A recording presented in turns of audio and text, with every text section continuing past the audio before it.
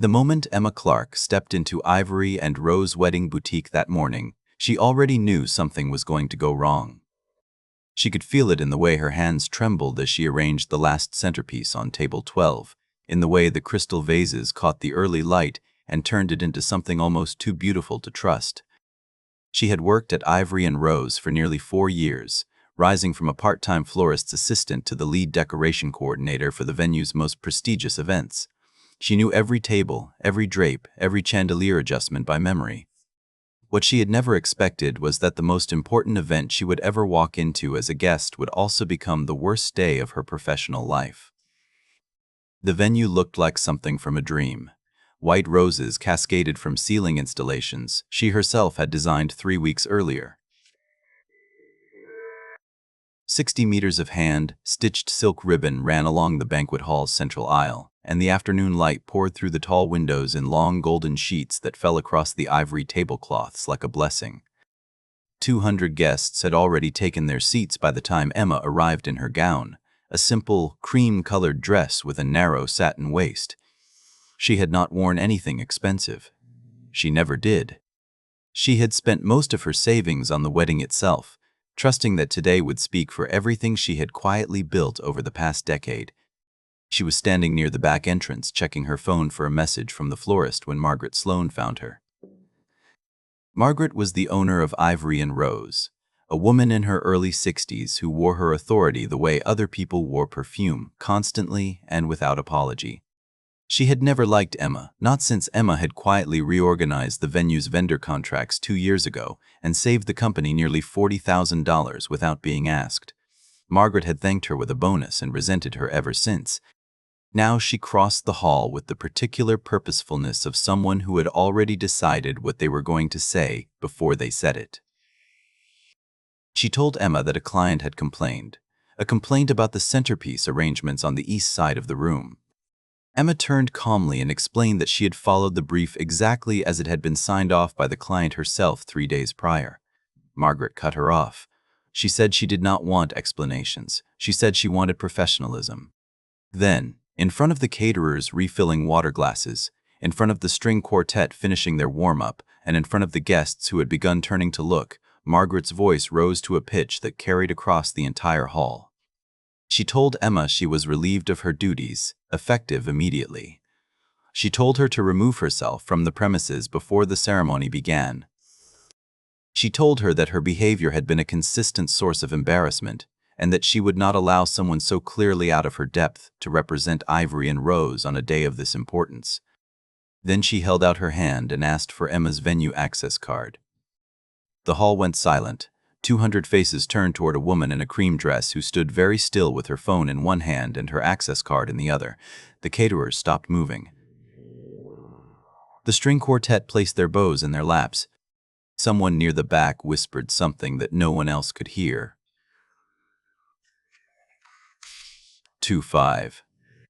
Emma looked at the room she had spent weeks preparing, at the flowers she had personally selected, at the silk ribbon she had measured and remeasured until it was perfect, and she placed the card in Margaret's open palm without a word. She did not cry. She did not argue.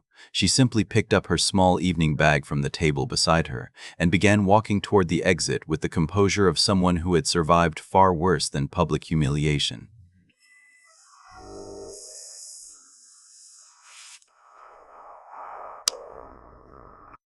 She had grown up with almost nothing. She had taken out loans to fund her design education, had worked 3 jobs simultaneously during her first year in the industry, and had built every professional connection she owned through patience and relentless attention to quality. She had learned long ago that how a person behaved on their worst day revealed more about them than any achievement could, so she walked. She had nearly reached the main doors when they opened. The man who stepped through them wore a dark navy suit with a white maple flower that matched the roses in the centerpieces behind him. He was tall, unhurried, and already scanning the room with the quiet attentiveness of someone accustomed to walking into spaces and immediately understanding what he was looking at. His name was Daniel Ashford, and he was the groom. He was also the eldest son of Jeffrey Ashford, whose hospitality group, Ashford Premier Events, owned and operated 11 luxury wedding and event venues across the country. Ivory Rose was one of them. Daniel had purchased the boutique venue network on behalf of his father's company 14 months earlier, as a quiet portfolio addition. The transaction had been handled through a holding company called Linden Capital Partners, and the name attached to the controlling stake in Linden Capital was one that very few people in the industry had ever thought to research.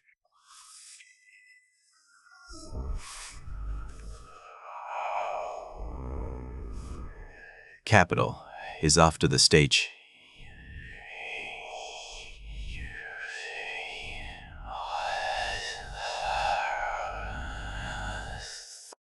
It was the name of a woman who had made several careful, anonymous investments over the course of 6 years, using the earnings from a small but highly profitable event design consultancy she had founded before taking the position at Ivory Rose. That name was Emma Clarke. Daniel saw her before she reached the door. He crossed the hall quickly, and the people who watched him move noticed that he greeted no one else on his way. He reached Emma's side and asked her quietly whether she was all right. She looked at him with the particular expression of someone who is simultaneously exhausted and entirely composed, and she told him truthfully that she had just been dismissed from her own workplace by someone who did not know the full picture. He asked her what picture she meant. She paused for exactly 3 seconds, then told him to ask Margaret Sloan which company held the lease on the building. Daniel was still for a moment. Then he turned and looked across the hall to where Margaret stood near the floral installation with the satisfied bearing of someone who believed they had handled a problem. He excused himself from Emma and walked toward Margaret at the same unhurried pace.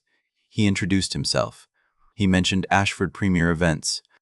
Then he asked Margaret whether she was aware that the woman she had just dismissed in front of 200 guests held a controlling interest in the holding company that owned the operating license for this venue. The color left Margaret's face in a way that the afternoon light made impossible to miss. She began to speak, and then stopped. She looked across the room at Emma, who had paused near the doors and was watching the conversation with the careful, measured expression of someone who already knew how this ended. Margaret tried twice more to form a sentence. What came out instead were pieces of an apology that no one in the room needed to hear to understand. Daniel returned to Emma and offered her his arm. He told her that the situation would be addressed by his father's legal team the following morning, that her access card would be returned before the end of the day, and that if she wanted to enjoy the afternoon as a guest rather than an employee, she had more than earned it. Emma looked once more around the hall she had built from a blank space and a brief. The flowers were exactly where she had placed them. The silk ribbon ran perfectly down the aisle. The light was still falling across the tablecloths the way she had imagined it would. She took his arm. Margaret was asked to step out of the hall by the venue manager, who had overheard enough to understand that the institutional ground had shifted dramatically beneath her. Guests who had watched the earlier confrontation in uncomfortable silence now exchanged quieter, more reflective looks. The string quartet lifted their bows. The afternoon ceremony began as planned. In the weeks that followed, Ivory Rose underwent a full management review conducted by Ashford Premier Events.